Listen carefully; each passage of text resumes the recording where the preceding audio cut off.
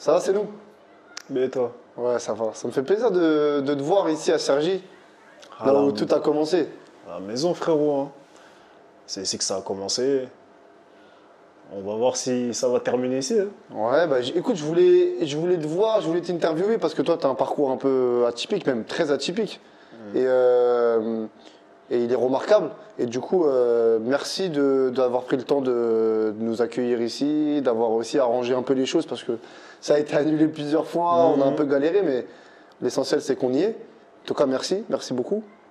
Bah, de rien, hein. De toute façon, moi, dès que je peux donner une interview, surtout pour donner l'exemple, tu vois, aux plus jeunes, moi, c'est avec plaisir. J'aime bien. Je sais qu'il y a des gens qui ont des questions par rapport à mon parcours. S'ils ont des questions, si tu as des questions, si je peux les éclairer, moi, ça me fait plaisir. Et toi, tu as un parcours, comme j'ai dit, atypique parce que bah, tu n'as pas fait de centre de formation. Et tu es joueur de football professionnel. Tu as touché à la Ligue 1, maintenant c'est à la Ligue 2 avec Dijon. Tu es international malien. Est-ce que tu te considères comme chanceux? Chanceux, non. Moi, je suis quelqu'un qui croit en Dieu, hein. Je pense que pour moi, dans la vie, rien n'arrive par hasard. Faut s'en donner les moyens. Faut être objectif. Et faut être conscient de ses capacités et où on peut aller. Donc, chanceux, non, parce que après, je crois pas en la chance. Mais je dirais plutôt, si je devais employer un terme, je dirais plutôt opportuniste. Ouais, je Opportuniste. dirais ça. Donc toi, tu as commencé à Cergy. Dès le plus jeune âge, tu as commencé à quel âge? Peut-être 8 ans. 8 ans. Ouais, Comment tu as commencé le foot? 7, 8 ans. Mon frère, il joue au foot, hein. Mon grand frère, il joue au foot. Et après, tu connais, au quartier, tout le monde joue au foot. Sauf qu'il y avait des temps où mes gars, ils allaient au foot et ils me laissaient tout seul. Donc je me suis dit, vas-y, bah, je vais les suivre et je vais aller au foot aussi. Et tu as fait jusqu'à quel âge à Cergy du coup? Alors, si je dis pas de bêtises, j'ai fait jusqu'à mes 17 ou 18 ans. 17-18 Jusqu'à ans. mes 17 ou 18 Tu ans, joues ouais. en quel niveau à peu près ici? C'est quoi? C'était C'était du la district DH, du principalement. district? Ouais, c'était du district principalement. C'était de l'excellence, c'était le meilleur niveau de district. Et bah, je dirais de mes 8 ans jusqu'à mes 17-18 ans, j'étais en district et en excellence. Après, j'ai connu la première fois le niveau régional en U19 première année. C'était en R3, si je dis pas de bêtises. D'accord. Si je dis pas de bêtises, c'était en Ah R3. ouais, t'as un profil vraiment, ça je ne savais pas. Donc ça veut dire que toi, toute ta formation, en fait, tu l'as fait au niveau district, t'as même pas touché au niveau régional. Jamais, Et là, t'es jamais. pro. Et là, je suis pro, hein. Ça arrive, hein. Ça arrive, hein, ouais, bah ouais, c'est clair. C'est Ça clair. arrive. Et du coup, quand tu arrives au foot, ici, quand tu es petit, tu as 8 ans, 9 ans, 11 ans, 12 ans, est-ce que tu te rends compte un peu des capacités que tu as? Est-ce que tu te rends compte que tu as un peu des facilités, ou surtout au niveau district, est-ce que tu te trouves un peu au-dessus, ou tu te rends pas vraiment compte? Honnêtement, j'étais pas au-dessus du lot. Par rapport si tu jauges par rapport à mes potes du quartier, ouais, j'avais des facilités. Par rapport à eux, j'allais plus vite, j'étais peut-être un petit peu plus technique, je réfléchissais plus vite. Mais quand j'arrivais en club, j'étais pas au-dessus, tu vois, j'étais maigrichon. Déjà, tu vois, là, je suis un peu maigre, je suis un peu fin. Mais dis-toi qu'avant, c'était encore pire. Ça veut dire, t'avais des mecs qui étaient plus grands, qui étaient plus costauds. Et à cet âge-là, ça joue comme pas possible. Bien sûr. Moi, j'ai eu un peu de retard, un peu plus de retard dans ma croissance. Mais je sentais que j'avais quand même quelque chose. Mais de là à me dire que ouais, j'allais devenir pro, non. Pour moi, il y avait des mecs qui méritaient beaucoup plus que moi de devenir professionnel. Après, moi, je me suis pas pris la tête, c'était mon plaisir avant tout, tu vois. Que ce soit en district, en régional, moi, c'était mon plaisir avant tout. Et moi, c'était ça que je privilégiais à cette époque-là. Mais quand tu venais au foot, tu avais quand même la prétention de vouloir devenir footballeur, ou tu te disais non, je me prends pas la tête, c'est vraiment pour le foot, pour le plaisir, pour les potes et... Franchement, on va pas se mentir, quand on joue au foot quand on est petit, on veut devenir footballeur professionnel. Mais après, moi, je suis quelqu'un d'objectif. J'ai conscience de mes capacités, j'ai conscience du niveau auquel je peux évoluer. Et à cette époque-là, je savais que je ne pouvais pas devenir footballeur professionnel, tellement je voyais des potes à moi avec qui je jouais, qu'ils étaient forts. Ils étaient vraiment forts, ils couraient vite, ils frappaient fort. Et moi, j'avais pas tout ça. J'avais des qualités, tu vois, j'étais toujours le mec qui était en équipe 1, mais qui sortait jamais du lot. Voilà, j'étais là, je jouais. Mais si on voyait quelqu'un, on me voyait pas moi. Et psychologiquement, tu étais comment? T'es plutôt un genre leader ou t'étais plutôt le mec discret, introverti? Plutôt un mec discret, moi. Plutôt un mec discret, introverti. Et ça a changé en grandissant. D'accord. Et quand toi, donc, tu fais ta saison en 19 R3, ta première année du coup au niveau régional, qui est le plus bas niveau régional, tu fais quoi après? Après ma saison à Cergy, c'était ma dernière saison à Cergy en formation, si on peut dire ça comme ça. Ça a été ma dernière saison. Après, mon coach, il a changé de club. Mon coach qui était avec moi en U19 R3, il a changé de club, il est parti à Saint-Lô-Saint-Gratien. Et il m'a ramené dans ses valises là-bas. Et du coup, je me suis retrouvé à jouer en DH. C'est en DH. Ouais.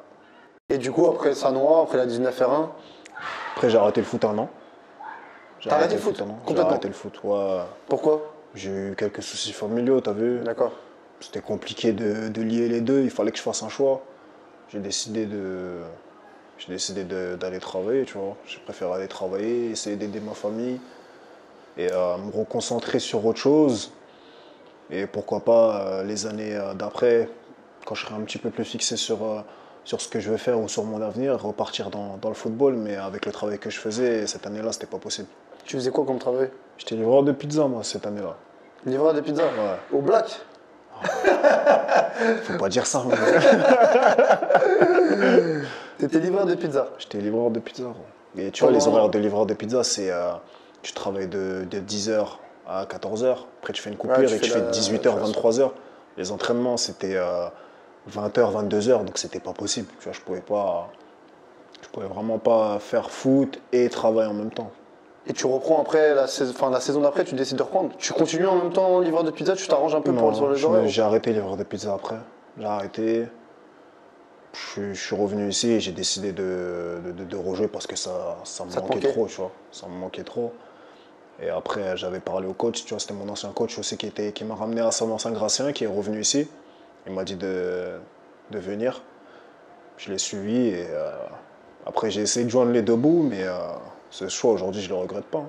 Parce que en fait, ton coach, il était revenu à Cergy après? Ouais, c'est ça. Et mon coach, il était à Cergy, il était parti à Saint-Lô. Et après, il est revenu à Cergy. D'accord. Et il m'a toujours ramené avec lui. C'était un élément clé alors dans ta carrière?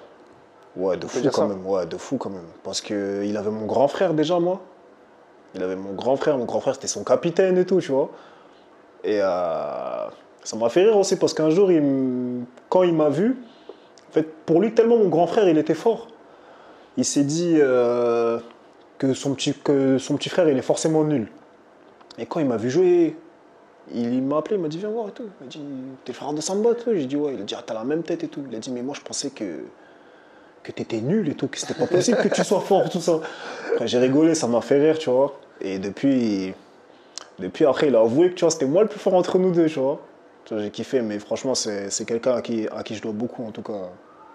T'as encore des nouvelles aujourd'hui? Ouais, toujours. Il m'envoie des messages quand je marque ou tu vois, quand il m'arrive une bonne nouvelle. Tu vois, ça me fait plaisir aussi de pouvoir lui rendre l'appareil, juste en, tu vois, des petits gestes symboliques. Tu lui passes un maillot, tu lui passes le bonjour. Tu vois, ça fait plaisir.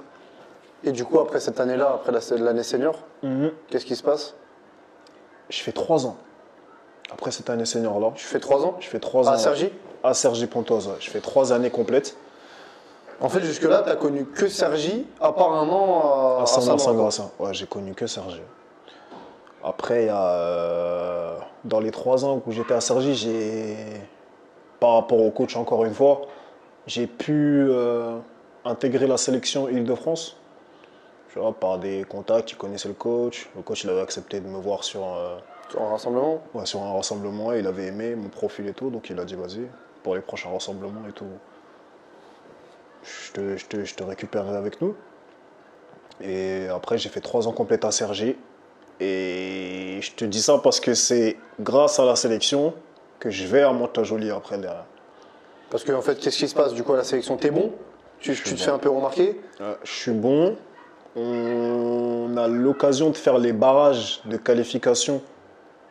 Si je dis pas de bêtises, là, je sens que je vais dire une bêtise, tu vois. Non, non, mais tu On peux, fait les barrages si. de la qualification à la Coupe d'Europe des régions. Ok. Tu vois. Donc, on est parti à Malte. Là-bas, on joue contre Malte, contre les Ukrainiens, des Ukrainiens. Et les derniers, je sais même plus, peut-être c'était des Serbes ou... Franchement, je sais même plus, je sais même plus. Et le coach adjoint, c'était le coach de Mantes-la-Jolie. Le coach adjoint du sélectionneur d'Île-de-France, c'était le coach de Mantes-la-Jolie. D'accord. Ouais. Et il avait kiffé. Tu vois, on avait fait 3 matchs, j'en avais fait 2. Et franchement, j'avais été bon de fou, tu vois. Il avait kiffé. Et à la fin du rassemblement, il a dit, moi, l'année prochaine, je te veux avec moi, tu vois. Et du coup, tu signes à Mantes-la-Jolie, CFA. Je signe à Mantes-la-Jolie après. En CFA. Ouais. C'est incroyable. Ouais, quand même, c'est Déjà, quelque chose. Tu changes complètement de dimension, même si la CFA, c'est pas de très haut niveau. Ouais. Pour moi, c'est déjà dur déjà d'arriver en CFA, c'est pas facile déjà. Il n'y en a pas beaucoup qui arrivent déjà en CFA. Pour moi, c'était déjà exceptionnel. Hein. Mais tu sais, à partir du moment où je me suis dit, je suis là, à partir du moment où j'étais là, c'est là où j'ai eu un déclic en fait. Je me suis dit, mais en fait, si t'es là, c'est pas pour rien. C'est pas pour rien. Donc je vais me jauger et je vais voir si je peux aller plus haut. Là, t'arrives à Mantes-la-Jolie, les entraînements, je suppose c'est le matin? Non, les entraînements, c'était le soir. C'était le soir? Ça veut dire que je jonglais encore entre mon travail et les entraînements le soir à Mantes-la-Jolie. Parce que tu n'avais pas un salaire encore fixe, tu n'avais que des primes? Là, j'avais un salaire fixe à Mantes-la-Jolie. D'accord. Je prenais le SMIC à Mantes-la-Jolie. Et après, il y avait les primes de match aussi. Tu vois, ça me mettait bien. Pour moi, j'étais bien à ce moment-là, tu vois. Mais ça a failli pas se faire à Mantes-la-Jolie aussi. Tu vois, c'est pour ça que des fois, je me dis, c'est... Pourquoi ça pouvait ça se joue à peu de choses. Parce qu'à cette époque-là, il y avait Saint-Olomone aussi qui me voulait. Et Saint-Olomone, c'est juste à côté. Ouais. Si ceux qui connaissent, ils savent que Cergy-Mantes, c'est loin, alors que Saint-Olomone, c'est collé, tu vois. C'est vraiment juste à côté de chez moi. Cergy-Mantes? Cergy-Mantes, 40 minutes. Ah ouais, quand même. 40 minutes. Quand ça roule? Quand ça roule, si tu passes par les Mureaux et tout, vas-y, tu mets 30 minutes. 30-35 minutes, pas plus. Mais à l'aller, c'était bouché tout le temps. Ça veut dire que tu passes par des villages et tout pour rejoindre Mantes-la-Jolie. Tu mets 45 minutes, normal, facile. Et Saint-Olomone, c'est juste à côté. Du coup, moi, les deux, ils me proposent. Et moi, je me dis que je vais aller à Saint-Olomone, tu vois, c'est juste à côté. Ils étaient en quoi à Saint-Olomone? Ils venaient de monter en N2. En N2, ouais. Ils venaient de monter en N2.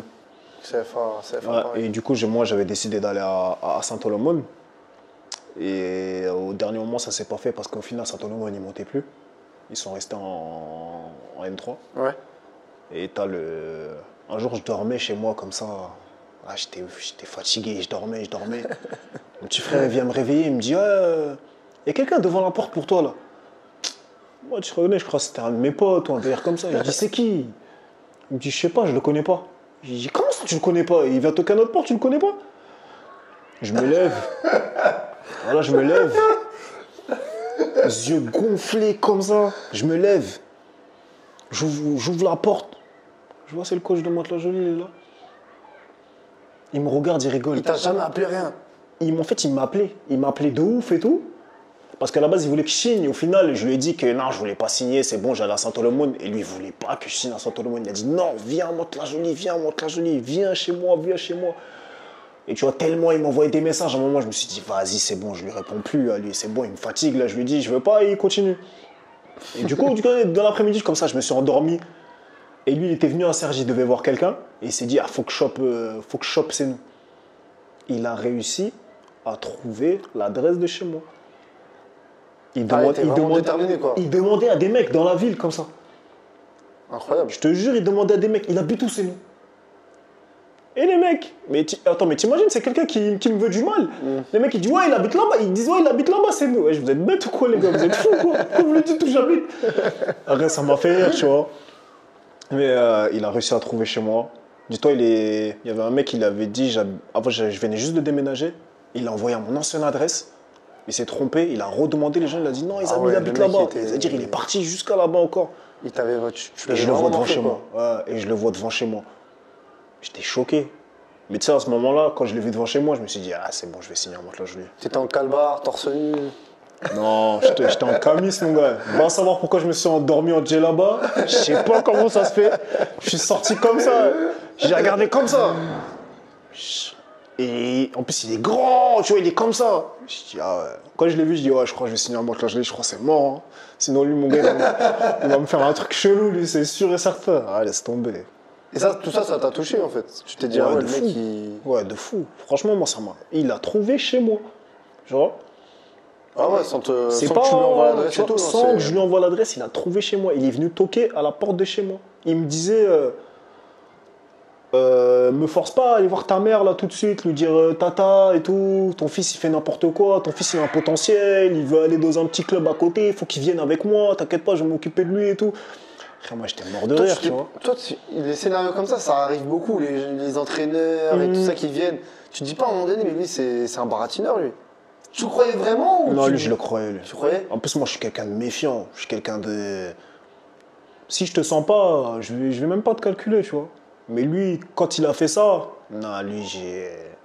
En fait, ça faisait tellement longtemps qu'il était sur moi que je me suis dit non, faut que j'y aille. Parce qu'à la base, tu sais, la sélection de France, c'était quand? C'était vers le mois de septembre, quelque chose comme ça, tu vois. Et il voulait que je vienne à Mantes-la-Jolie déjà en décembre, janvier ou décembre.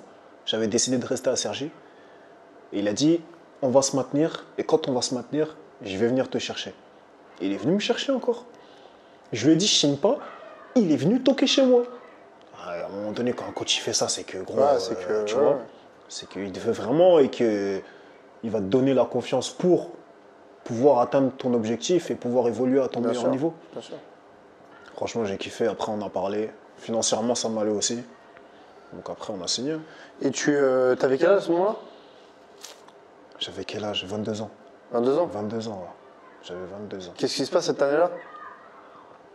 Tu joues, Je joue. t'es titulaire, tu casses tout. Je casse tout. Je casse tout. Match sur match. Après, j'en ai raté. J'en ai raté. Mais Quand tu joues, en tout cas, t'es bon. quand je joue, je suis bon. Et quand faut être bon, je suis bon. T'as pas eu du mal un peu à t'adapter à la CFA parce que t'as fait toute ta formation en district, même si t'es passé un peu par les seniors en ligue. CFA, quoi ça reste À un. ma grande surprise, même pas un peu. Qu'est-ce que tu penses qui a fait le. Qu'est-ce que tu penses qui a fait la différence avec toi sur le plan athlétique peut-être, mental, c'est. Je pense que c'est sur le plan mental. Après, gros, j'ai vraiment été bien accueilli là-bas. D'accord. Genre, j'ai été accueilli comme si j'étais là depuis longtemps, tu vois. Avec le coach, du coup, ça se passe super bien. Il t'a pas menti. Le coach, il m'a pas menti. Il m'a pris pour me faire jouer. Il me fait jouer. Je suis bon, je lui rends l'appareil. Je m'entends super bien avec les autres. Ça rigole. On passe une bonne saison. Un peu compliqué par moment, mais on la termine super bien, tu vois. Et franchement, cette année-là, franchement, j'ai rien à dire. Ça a été dur par moment, oui, mais Pourquoi ça a été dur pendant. ça a été dur par moment dans le sens où début de saison, il y a eu beaucoup de nouveaux. Tu vois, il a recruté quasiment une équipe. Le temps que ça prenne, ça a mis du Ouais, temps. bien sûr, bien sûr. Ça a vraiment mis du temps qu'il trouve le bon schéma. Ça a mis du temps. Mais quand ça a pris, on a giflé des équipes. Hein. Des centres de formation, ils sont arrivés, ils ont pris leurs tarifs, ils sont rentrés. Ah frérot. Ah ouais, non, franchement, ton parcours, en tout cas jusque-là, de ce que tu me racontes, incroyable. Après, tu fais ta saison. Tu restes qu'une saison, du coup. Je reste qu'une saison. Tu pars à Dijon. Mais comment ça se passe? Tu peux nous raconter un peu de déroulé, parce que Dijon, en ce moment-là, ils sont en Ligue 2. Ouais. Non, ils sont en Ligue 1. Ligue 1. Ils sont en Ligue 1. Ils sont en Ligue 1 C'est là où directement, c'est encore pire. il fait une C'est là où- sacrée saison. Exactement. Ouais. C'est là où ils font une sacrée saison, tu arrives juste après. C'était Dalloglio, le coach, Ouais, juste c'est avant, ça. c'est ça. Et tu t'arrives juste après. Alors que le club, l'équipe, elle est en pleine bourre. Comment c'est possible? Bah, par rapport à mon agent aujourd'hui, mais c'était pas mon agent au début, c'était mon pote. Tu vois, il était un peu dans le foot. Il venait me voir de temps en temps à Mantes-la-Jolie et il voyait que j'étais Il y avait bon. quelque chose. Il y avait quelque chose. Et après, il y avait déjà quelques agents qui m'avaient approché parce qu'ils avaient vu qu'il y avait des recruteurs qui s'étaient venus voir un peu les matchs de Mantes-la-Jolie, qui s'étaient venus me superviser. Et lui, il me dit Vas-y, moi je vais essayer de te trouver quelque chose. Mais c'était pas dans l'optique de me récupérer derrière ou. Tu vois, c'est quelqu'un avec qui j'ai grandi, vraiment, tu vois. C'était vraiment dans l'objectif, je veux ta réussite. Je veux que tu réussisses. Et même si j'ai pas beaucoup de contacts et tout, je vais tout faire pour essayer de te trouver quelque chose. Du coup, il va à Dijon. À la base, il va pour présenter des profils de centre de formation, mais il est avec la cellule de recrutement des professionnels, tu vois. Et la cellule de recrutement des professionnels, ils lui disent, tu vois, nous, ça ne nous intéresse pas, ces centres de formation, ça, si tu as des profils plutôt professionnels, nous, ça nous intéresse, ça, par contre. Et lui, il n'a pas osé. Il n'a pas osé au début me proposer parce qu'il s'est dit, ils vont rigoler sur moi si je le propose et tout. Ah Tu bah vois, c'est oui, le Ligue 1, ouais, bien sûr, bien sûr. Et à un moment donné, il disait, bah, vas-y, tu sais quoi, vas-y, je le propose, je m'en fiche, ça passe pas, tant pis. Il me propose. Et le mec, pas chaud, il dit, non, trop vieux, défenseur central, non. T'avais 22-23 ans là. J'avais 22 ans à ce moment-là. 22 ans à ce moment-là, J'avais d'accord. 22 ans à ce moment-là. J'allais sur mes 23 ans. Là. Et à ce moment-là, il me dit, non, pas chaud, vraiment pas chaud. Du coup, il repart de là-bas, tranquille, il dit, vas-y, c'est pas grave et tout, je vais essayer de tenter ma chance ailleurs, y a pas de souci. Et un jour, il vient voir moi un match à moi, tu vois. Et il appelle le mec. J'étais en train d'encore tout casser pendant le match, tu vois. Il appelle le mec. Il dit, il dit ouais, il s'appelait Loïc Chalet. Il dit, ah, Loïc et tout. T'es où et tout. Ah, sérieux, faut que tu viennes voir le mec jouer. Il dit quoi, Loïc? Je suis en tribune, là, je suis en haut. Il dit, je suis là-haut. Il me dit quoi? Il dit quoi? Il me dit, je suis là-haut, là, je suis en train de regarder le match. Il lève la tête, il va là-haut, il parle. Donc le responsable du recrutement des pros, il était au stade. Ouais. C'est pas le responsable, Oui, mais c'était dans la cellule. Voilà, il faisait partie de la cellule en tout cas. Il était là au match. Et du coup, il kiffe. Il kiffe. Moi, à la fin du match, je vais voir mon pote dans les tribunes, je le check, ouais, ça va et tout. Et je vois, il est super content, tu vois. Je lui dis, qu'est-ce qu'il y a? Il me dit, ah, bonne nouvelle, mon gars, bonne nouvelle, mon gars. Je lui dis, il y a quoi, gros? Qu'est-ce que tu me racontes, là? Il me dit, ah, vas-y, habite-moi et tout, vas-y, viens me voir. Fin du match, il me dit, il y avait le recruteur de Dijon, il veut que tu viennes à l'essai, tout ça. Je lui dis, t'es sérieux? Il me dit, ouais. Et là, dans ma tête, je commence à me faire des films et tout. Ouah, imagine, je vais là-bas, je casse tout. Imagine, je suis une professionnelle, je commence à me faire des films. Et après, je me dis, c'est qu'un essai, tu vois. Ça se trouve, ils vont te remercier à la fin, ils vont te dire, vas-y, ciao. Donc, je redescends un peu sur terre et je dis, vas-y, tranquille. Et de là, je suis parti en essai à Dijon. Et Dijon, tu fais l'essai avec les pros? Ouais, avec les pros direct. Ça se passe comment? Ça se passe bien. Super bien. De fou. Bien de fou. Je me sentais grave bien. Bonne sensation. En fait, au début, j'avais du stress, tu vois. J'étais anxieux un peu. J'avais peur. C'est normal. C'est vrai, j'avais peur. C'était ton premier essai avec les pros? C'était mon troisième. Troisième? C'était mon T'avais troisième. fait quoi déjà? J'avais fait Nantes. Mais Nantes, c'était avec la réserve. Et j'avais fait 3. Et 3 aussi, c'était avec la réserve. D'accord. Mais c'était la première fois avec un groupe professionnel. Ok. Et je suis allé. Et non, j'avais un peu foiré, tu vois. Franchement, j'étais pas bon. Sérieusement, j'étais pas bon. Je suis parti là-bas, je fais n'importe quoi. J'étais bon juste le dernier jour. Et le mec, il a dit qu'il voudra me revoir et tout parce que il voit que j'ai des qualités, mais que ça a été compliqué, tu vois. Habituel. Ouais. Mais après, j'ai dit, vas-y, tranquille. Tu vois, la prochaine fois, à 3, je suis parti en essai, je sais même pas pourquoi. Je suis parti là-bas, il n'y avait personne. Il n'y avait pas le coach. Je crois que c'était le coach des gardiens qui prenait l'entraînement. Un truc rien à voir. Là, tu te dis, en arrivant à Dijon, tu te dis, ah ouais, c'est le troisième. Ah non, franchement, en arrivant à Dijon, je me suis dit, frérot, te prends même pas la tête, fais-toi plaisir, si ça passe, ça passe, si ça passe pas, tant pis. Mais je casse tout. Je casse tout. À la fin du regroupement, il me dit, franchement, on a bien aimé ce que tu as fait et tout, on aimerait bien te voir une deuxième fois. Je crois 2 semaines après, je suis revenu encore. Tu recasses tout encore? Je recasse tout encore. Et à la fin, ils m'ont dit, vas-y, c'est bon. Proposition de contrat pro. Ouais, ils m'ont dit, c'est bon. À ce moment-là, quand tu dis proposition de contrat pro, donc ça veut dire que toi, T'as fait toute ta vie en district, quasiment. T'as fait quoi? T'as fait 2-3 ans à la fin au niveau régional. T'as fait une année en N2. T'arrives dans un club pro qui te propose un contrat pro. Mais dans ta tête, ça tourne pas rond, non?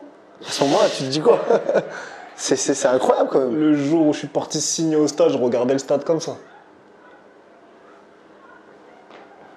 Je me dis, mais qu'est-ce que je fais ici? Comment ça se fait que c'est moi, je suis ici? Comment ça se fait que c'est moi, là, aujourd'hui, je vais signer? Je sais pas. Mais comme je t'ai dit, je crois en Dieu, je crois pas en la chance. Je me suis donné les moyens pour pouvoir y arriver et j'ai réussi à y arriver. Après, à ce moment-là, je me suis dit directement, c'est super ce que je viens de faire, mais maintenant, il faut le gérer. Et on sait que C'est ça le plus dur. C'est ça le plus dur. C'est ça le plus dur. J'en ai vu tellement, ils ont signé un contrat professionnel, après ils se sont cassés la gueule. Que je me dis, ouais, ok, t'as signé ton premier contrat, mais c'est que le début. Tu signes combien de temps? Je signe 2 ans. Est-ce que tu peux nous dire ton salaire? 5 000. 5 000 euros? Ouais. Net, du coup. Non, brut. Brut? Ouais. En net, ça doit faire quoi? 3 500, 3 400? 3 000, ouais, 3 500 dans ces zones-là. Ça reste très peu pour un joueur de Ligue 1 quand même. Pour un joueur de Ligue 1, ça reste très peu. J'avais jamais vu autant de chiffres dans mon compte. J'ai jamais vu autant de chiffres dans mon compte. J'ai jamais vu autant de chiffres dans mon compte en banque. Ma première paye, maintenant tu as l'application sur les téléphones. J'étais comme ça. Et toutes les heures, je regardais. Toutes les heures, je regardais. Genre, sans les primes? Non, et... Là, tu parles sans les primes. Parce que tu avais les primes et tout ça. Je te dis une bêtise carrément. J'avais eu, avec le début de saison qu'on a fait, on avait tout cassé. C'était mon premier salaire avec les primes. Incroyable. Incroyable. Comme je dis, j'ai jamais vu autant de chiffres sur mon compte. J'étais en train de péter ma tête. Et quand j'ai dit ça à un mec du vestiaire, c'était à Naïm Sliti, il était mort de rire. Il était mort de rire. T'as fait quoi la première chose c'est quoi la première chose que t'as fait avec ce salaire? Ah, moi, je connais, j'avais des habits qui étaient un peu vieux et tout. Ça faisait longtemps que je les avais. Comme ça, je suis parti acheter des pessins un peu. Après, franchement, j'ai pas flambé avec l'argent. Je paye encore le loyer de ma mère, je paye mon loyer. Mais ça faisait plaisir. En fait, j'avais encore gardé mon train de vie d'avant, mais avec tout ça comme argent. Ça veut dire que j'ai dépensé, mais sans me dire que je pouvais dépenser plus. Je veux dire, j'ai dépensé peut-être 300 euros, 400 euros. Et je me suis arrêté là. Et le reste, il est resté là. Mais après, le train de vie change. Bien sûr, c'est normal. Ça, c'est normal. Après, le tout, c'est de rester là. Focus et garder les pieds sur terre. Ça, c'est la base. Du coup, tu as dit juste avant que tu avais un peu des problèmes chez toi, donc un peu financiers ou autres. Donc, tu avais arrêté le foot pour te consacrer un peu à ta vie professionnelle. Tu as essayé de trouver un petit boulot, livreur de pizza, pour un peu sauver les meubles. Là, tu arrives à Dijon, tu as galéré longtemps, tu arrives à Dijon. Tu vois ton premier gros salaire et tout, tu te dis pas à un moment donné, c'est un peu pour ma mère, pour mes parents aussi que je... Fort. Moi, la première chose que je me suis dit, c'est enfin, je vais pouvoir aider ma mère, aider mes frères, mes sœurs. Enfin, je vais pouvoir, moi, assumer le foyer. Et le fait de pouvoir assumer le foyer et toi aussi pouvoir te faire plaisir, pour moi, c'était une victoire. Gros. C'était une victoire. Et à ce moment-là, je me suis dit, là, je rentre dedans, il ne faut plus que j'en sorte. Il faut que j'assume tout maintenant. C'est pour ça, pour moi, c'était inconcevable de faire 1 an à Dijon et qu'on me dise, écoute, t'es bien gentil, mais tu vas sur le côté. Mais quand tu fais livreur de pizza, tu touches ton salaire, voilà, salaire de livreur de pizza, on n'a pas besoin de rentrer dans les détails, mais tu touches un salaire de livreur de pizza. Déjà, à ce moment-là, tu te donnes corps et âme pour un peu sauver les meubles, etc. Mais à ce moment, tu te dis pas, mais est-ce que tu te dis, il faut que je réussisse dans le foot, absolument? Ou est-ce que tu te dis, il faut juste que je réussisse ma vie et que même si je continue comme ça et que j'arrive à prendre un bon petit salaire et que j'arrive à sauver les meubles tous les mois, ça va? À ce moment-là, je me dis qu'il faut que je réussisse ma vie. Après, à ce moment-là, j'ai eu la chance aussi d'avoir mon grand frère.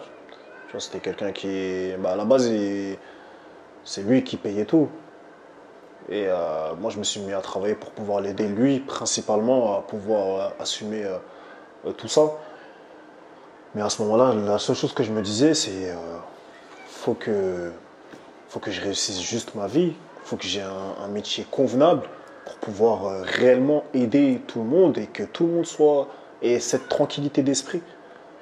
C'était la seule chose que je me disais à ce moment-là. Pour moi, le foot, c'était un moyen de pouvoir arriver à cet objectif-là. Au foot, il y a des petites primes de victoire. Et moi, je misais sur ça aussi. Tu vas le dimanche, tu gagnes, c'est bien, tu te fais plaisir avec tes potes. Tu prends ta petite prime de victoire, tu essaies de cumuler un maximum, ça te fait un billet de temps en temps. Et ça te permet de souffler un peu aussi. Et moi, pour moi, le foot, à ce moment-là, c'était un plaisir, mais c'était aussi ça. Ok. T'as une anecdote à raconter où tu t'es dit, ah ouais, là, c'est chaud. Vraiment, c'est chaud. Et là, en fait, je sais pas, peut-être une séquence dans ta vie, un moment où tu te dis, là, faut vraiment que je fasse quelque chose dans le foot et que. Fort. Non, pas dans le foot spécialement, Mais dans la vie en mais général. dans la vie en général. T'as un moment où tu t'es vraiment dit, ouais, c'est chaud. Quand je me. Tu sais,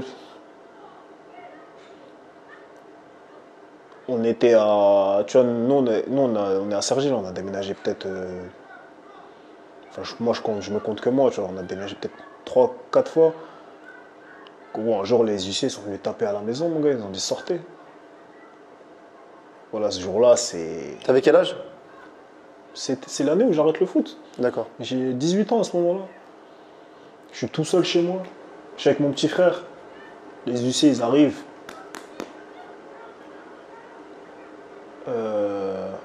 Est-ce que madame Intel, elle est là? Je dis non. Qu'est-ce qu'il y a? Est-ce que vous avez trouvé un nouveau logement et tout? Je dis comment ça, est-ce qu'on a trouvé un nouveau logement? Qu'est-ce qu'il y a? Il me dit vous avez ce week-end pour partir. Lundi, on vient tout récupérer et vous sortez. Moi, à ce moment-là, je me dis non, c'est pas possible, frère. On me fait une blague là, c'est impossible, tu vois. Gros, lundi, tout le monde est parti travailler et tout. Moi, j'étais tout seul chez moi. J'étais avec mon Tu faisais quoi de ta vie à ce moment-là? J'étais à l'école. T'es à J'étais l'école en encore? première. D'accord. Tout le monde était parti à ce moment-là. Tu vois, moi, je me réveille, je regarde par la fenêtre. Je vois, il y a au moins 5-6 camions. Des camions de déménagement, tu vois. Je dis, c'est quoi ça? C'est qui déménage là? Gros, après, je vois la police qui arrive. 2-3 voitures de police qui arrivent. Ils sont montés chez moi. Ils ont toqué. Bonjour. Est-ce que madame Intel, elle est là? Non. Là, vous sortez, on prend toutes les affaires. Et gros, du jour au lendemain, tu te retrouves dehors comme ça. Tu comprends pas ce qui se passe dans ta vie. En fait, tu te dis, mais Ah oui, d'accord. Donc vous êtes retrouvés dehors. Si tu te dis, c'est quoi ce délire? Qu'est-ce qui s'est passé? Comment ça se fait? Et Tu comprenais les choses à ce moment-là, toi, quand t'étais qu'en première, tu comprenais un peu ou tu te rendais pas vraiment compte? Je comprenais tout ce qui se passait là. J'avais conscience de tout ce qui se passait là. Mais je me disais, mais c'est pas possible. Comment ça a pu arriver? Tu vois, comment ça? Je vais pas rentrer dans les détails, mais pour moi, c'est impossible que ça ait pu arriver, ça, tu vois. Et à ce moment-là, tu vois, j'ai mis du temps avant de m'en remettre, ça. J'ai peut-être mis un mois après, alhamdoulilah, un mois après, on a réussi à trouver une baraque, encore mieux, tu vois, une petite maison et tout. Mais à ce moment-là, Cergy toujours? À Cergy toujours. Mais à ce moment-là, je me suis dit, l'école, c'est bien gentil, mais ça fait pas tout, tu vois. Et c'est là où tu décides d'arrêter? Je décide d'arrêter et je vais travailler. Quitte à charbonner, faire plusieurs travails, cumuler plusieurs travails, je dis je vais aller charbonner, je vais ramener de l'argent. Et je suis parti dans ça. Je reviens juste au foot, du coup. Toi, tu fais ta signature à Dijon. Tu fais tes saisons, t'enchaînes. Encore aujourd'hui, tu es à Dijon. Là, tu es au Mali, avec la sélection malienne. Parce que ça fait depuis maintenant quelques temps que tu es sélectionné. En fait, ça veut dire que tu es passé de rien à quasiment tout en l'espace de 4-5 ans. C'est ma 4e année à Dijon. Dans l'espace de 3-4 ans, du coup? Ouais, 3 ans. 3 ans? Et demi. Et est-ce que ça, c'est pas un peu ta plus belle fierté avec tout ce que tu as vécu? C'est pas un peu ta plus belle fierté? Ouais. Bah, ce qui me rend le plus fier, c'est même pas de moi-même, hein. C'est les gens qui sont autour de moi. C'est mes potes. Après, ma mère. Ma mère, tous les jours, elle m'envoie des messages sur WhatsApp. Ouais, mon fils, je suis fier de toi. Elle fait des doigts tout le temps pour moi. Ma soeur, mes cousins et tout, tu vois, ils sont grave fiers. Et moi, de les voir qu'ils sont fiers de moi, tu vois, pour moi, c'est un truc de fou, tu vois. Pour moi, c'est ma fierté personnelle de les voir fiers de moi. Genre. Et moi, pour moi, je vis pour ça. Je vis pour eux. Moi, bien sûr, je veux accomplir Ah, bien sûr, ce bien que sûr. je peux, mais pour moi, c'est eux. Je pense à eux. Quand je fais quelque chose, quand, quand je veux faire un projet, je ne vais pas faire mon projet en la mettant eux de côté. Je vais penser à eux et après, si je peux faire mon projet, je fais mon projet. Là, t'es sélectionné au Mali depuis un moment. Hier, vous avez gagné contre l'Ouganda. On va dire que vous avez un pied, il en manque encore un à la Coupe du Monde parce qu'il y a les barrages. Donc là, il y a la Coupe du Monde. Imaginons que vous qualifiez pour la Coupe du Monde, etc. Qu'est-ce qui se passe là? Comment ça? Qu'est-ce qui se passe dans ta tête? Comment c'est. Tu penses que je peux arrêter ma carrière après ça ou pas? Ah, ça y est, je pense que tu l'assumes même pas. Je pense que tu dis, je me qualifie, ça y est, c'est bon, je suis qualifié. Je pense que Je suis qualifié en Coupe du Monde. Je peux arrêter ma carrière après ça. Donc. Tu te rends compte ou pas si tu joues la Coupe du Monde? On n'y est pas. C'est-à-dire que je préfère pas me projeter. On a un match aller-retour à faire et ce sera contre une nation costaud. Donc moi j'ai. Vous savez déjà contre qui vous jouez? Non. Non, pas encore. On attend le tirage au sort. Tirage au sort. Moi j'ai confiance en mon équipe, j'ai confiance en les qualités des joueurs qui sont avec nous. Et on peut le faire. Pour moi, sûr et certain, on peut battre n'importe quelle équipe. Parce que moi, le Mali, j'ai vu le match contre l'Algérie. Bon, j'ai pas eu la chance de vous voir beaucoup, mais le match contre l'Algérie que vous faites récemment, hein, c'était il y a quoi, C'était au mois de juin. Mois de juin. Ouais. Moi, j'ai été impressionné. Parce que nous, l'Algérie, ça fait 34 matchs qu'on n'a pas perdu, mais l'équipe qui nous a le plus posé problème, parce que moi, je les regarde tous les matchs d'Algérie, c'est contre vous. Parce qu'en fait, j'ai l'impression que le football malien, il a évolué.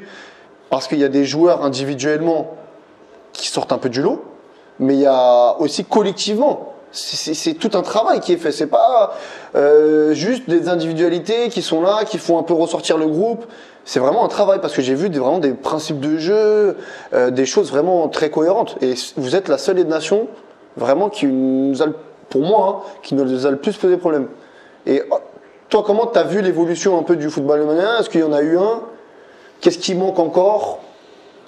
C'est quoi un peu ton avis par rapport à tout ça? J'ai jamais été un grand supporter quand j'étais plus jeune de l'équipe du Mali. Par contre, dès que je pouvais regarder un match, je le regardais.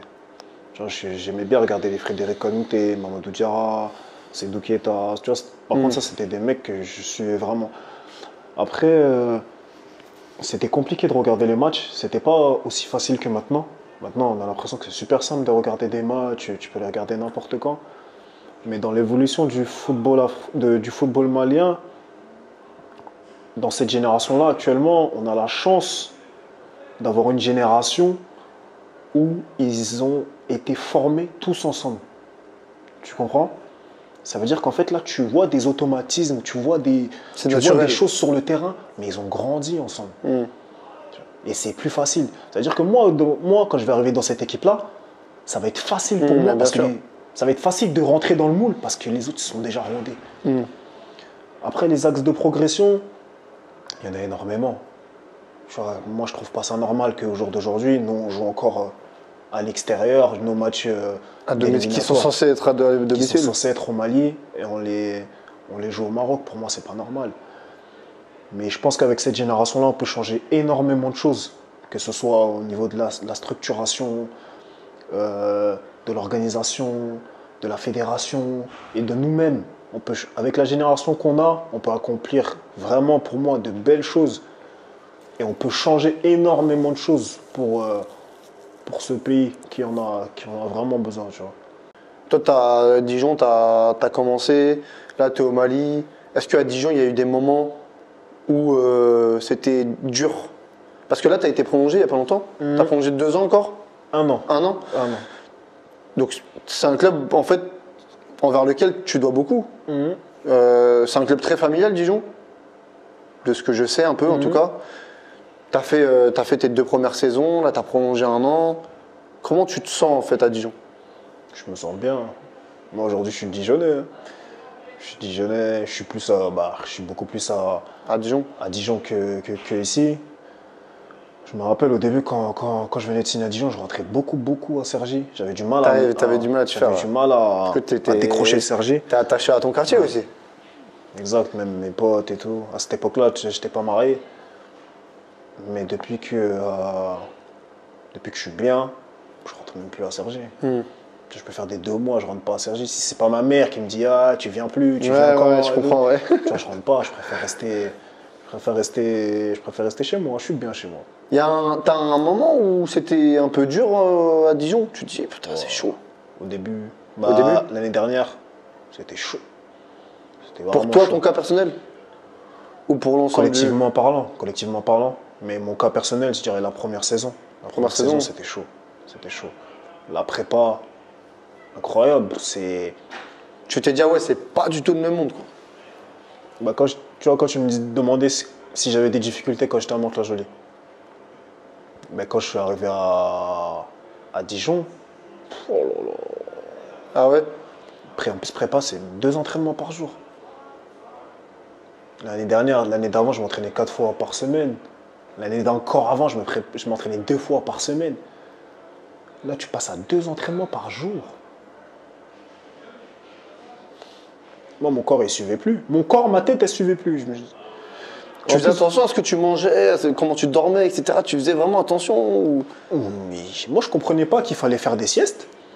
Je ne comprenais pas qu'il fallait bien s'hydrater. Je ne comprenais pas qu'il fallait s'étirer. Je ne comprenais rien. Je comprenais rien. J'ai vécu toute ma vie avec ma mère. Là, d'un coup, tu me jettes à Dijon dans un appartement tout seul. Je dois me faire à manger tout seul. Je dois tout faire tout seul. Mais j'ai rien compris. J'ai rien compris. Et en plus, moi, je dirais pas bête, mais bête comme je suis, je dis jamais que je suis fatigué. Ça va, c'est tu donnes pas de signe de faiblesse? Pour moi, il fallait pas que je donne un seul signe de faiblesse. Ok. C'était, c'est nous, t'es fatigué? Non. Allez, c'est parti, je courais comme un fou sur le terrain alors que j'étais mort. Au jour d'aujourd'hui, tu me dis de faire la même chose, je vais te dire, je vais aller voir le coach, tu me prépares, je dirais, t'as vu, aujourd'hui, je coupe un peu. Tu vois, mon corps, je sens qu'il est un peu fatigué. Après, c'est normal aussi, tu viens d'en bas, tu viens d'arriver, t'as pas envie de montrer que. Bien sûr, tu dis que t'es là, c'est la Ligue 1. Tu vois? Et t'as vu d'où je sors? Je me suis dit, non, c'est maintenant ou jamais. C'est maintenant ou jamais. Qu'est-ce qui t'a impressionné le plus, toi, quand t'es arrivé à ce niveau-là? Que ce soit en championnat, à l'entraînement, dans le club. Tu te dis, mais c'est un truc de fou. Qu'est-ce qui m'a impressionné dans quoi? Ouais, dans tout, sportif, dans l'organisation peut-être, je sais pas, les stades, l'ambiance. Ce qui m'a le plus impressionné, c'est que les joueurs ils réfléchissaient trop vite. Et ça m'a dérangé pendant un petit temps. Mais ça m'a vraiment dérangé, ça. Là, tu rigoles, mais je te parle sérieux. Les gens, par exemple, à Mantes-la-Jolie, les gens, ils n'ont pas la même réactivité. Ils n'ont pas la même façon de réfléchir. Ou ils réfléchissent pas, ils voient pas le football comme toi tu le vois. Moi je pensais que j'allais tabasser mon attaquant qui est en face de moi et c'est bon, c'est réglé. Sauf que l'attaquant il t'a déjà vu depuis longtemps. Il va pas rentrer dans le duel avec toi. Il va se placer là-bas. On va lui faire une passe. Toi quand tu vas sortir, il va faire une petite déviation. Et toi tu te retrouves dans le vent, tu te retrouves aspiré. Et je comprenais pas, je me suis dit mais c'est pas possible, comment il a fait pour me voir? Que des trucs comme ça, comment il a fait pour me voir? Et ça c'est des choses qui arrivent en fait en faisant. C'est ça, avec l'intensité des matchs, avec les entraînements. C'est en faisant les erreurs, c'est là que tu comprends. En faisant des erreurs. Franchement, j'ai jamais autant appris que quand je faisais des erreurs. J'ai jamais autant appris que quand je faisais des erreurs.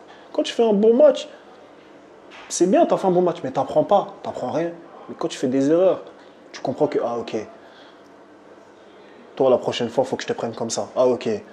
Lui, il a mis la passe comme ça. La prochaine fois, vaut mieux que je coupe ici, que je le ramène là-bas, que je l'attrape là-bas. Et c'était que des trucs comme ça. Et chaque jour, c'était pareil. J'ai eu du mal au début. J'ai vraiment eu du mal au début. Je comprenais pas, je regardais mes vidéos, je regardais les erreurs que j'avais faites, comment les corriger, etc. Et je suis monté comme ça, étape par étape. Moi, j'avais une dernière chose, parce que pour moi, tu es un exemple. Parce que tu as eu un parcours atypique, tu as réussi des choses incroyables, alors que tu as eu des difficultés quand même. Si je récapitule, tu as joué tout le temps en district. Parce qu'à chaque fois, on dit oui, il faut qu'il aille, ce petit-là, il faut qu'il aille jouer là-bas, là-bas. Mais en fait, ça veut absolument rien dire et t'en es l'exemple. Même si ça t'a pris du temps, au final, tu es arrivé. Il y en a plein qui sont très très hauts, jeunes, au final, qui n'y arrivent pas. Peut-être parce qu'ils n'ont pas le bon entourage, parce que dans la mentalité aussi, ils n'y sont pas. Toi, tu as joué tout le temps en district. À un moment donné, tu as arrêté le foot. Tu t'es retrouvé. On peut le dire à la rue, il y a des UC qui sont venus. C'était très compliqué, tu étais livreur de pizza. 3 ans après, tu te retrouves en Ligue 1. Quel message, parce que moi je suis éducateur, j'ai U18, j'ai des U18 et déjà il y a mes joueurs des fois déjà ils me disent ouais mais U18, U19 déjà c'est tard et tout. Mais moi j'arrête pas de leur dire non, regardez cet exemple. Et moi je t'ai déjà pris en exemple. J'ai pris en exemple Fofana de Monaco, je prends en exemple ces joueurs-là. Toi, quel message tu pourrais leur adresser Honnêtement, à ces jeunes-là? moi, le message que je pourrais leur adresser aujourd'hui, c'est qu'il faut croire en ses capacités, être conscient de ses capacités. C'est super important ça. Être conscient de ses capacités, croire en ses capacités. Et une fois que tu as tout ça, il faut être ambitieux. Il faut être ambitieux. Moi, c'est ça qui a fait que c'est ce manque d'ambition qui a fait que son manque d'ambition et son manque de confiance qui a fait que j'ai toujours joué en district et je me suis limité à ça. Et quand j'ai commencé à être ambitieux, ça m'a ramené ici. Et ces mecs-là, faut pas qu'ils croient qu'en U18, en U17, c'est trop tard, parce que c'est faux. C'est toi qui te mets des barrières. Personne d'autre va te mettre des barrières. C'est toi-même qui te mets des barrières. Moi, la seule chose que je pourrais leur dire, c'est croyez en vos capacités. Soyez conscient de vos capacités et donnez-vous-en les moyens. Soyez ambitieux. Merci, c'est nous. Merci de nous avoir accueillis ici. D'avoir fait. Tu reviens du Maroc, là, donc tu as filé directement ici pour pouvoir faire l'interview. Franchement, merci beaucoup. Tu as toujours été disponible. Tu as essayé de trouver des solutions. C'est grâce à toi qu'on a eu ce lieu. On a Sergi ici, chez toi, en plus. La maison. La maison. Ouais. Ça faisait un moment que tu n'étais pas revenu. Ouais, donc franchement, toi, tu étais quelqu'un que je voulais faire depuis déjà un moment. Ça fait déjà un moment qu'on est en contact. Hein. Ça fait depuis l'été. On le fait que maintenant. En tout cas, bravo pour ton parcours. Vraiment, même moi, ça m'a touché. Et merci énormément. Vraiment, merci pour l'accueil. Merci pour ta disponibilité, pour tout ça. Et j'espère vraiment, parce que moi je suis en partie malien, je suis parti 2 fois au Mali, j'espère vraiment que vous allez réussir pour ce peuple, pour ce pays et pour toute cette culture qui mérite d'être mis un peu plus en avant pour aller à la Coupe du Monde, on espère. Merci à toi. C'est tout le mal que je te souhaite. On pourra dire que tu viens du district et là tu te retrouves à la Coupe du Monde contre les Neymar, les Mbappé. C'est tout ce qu'on se souhaite. Ça, on se souhaite la réussite à tous. Même toi, je te souhaite la réussite. Merci dans tes projets. Merci. Et après, il y a Dieu dedans. Il y a Dieu dedans, comme tu dis. Hein. C'est lui qui décide. Exactement.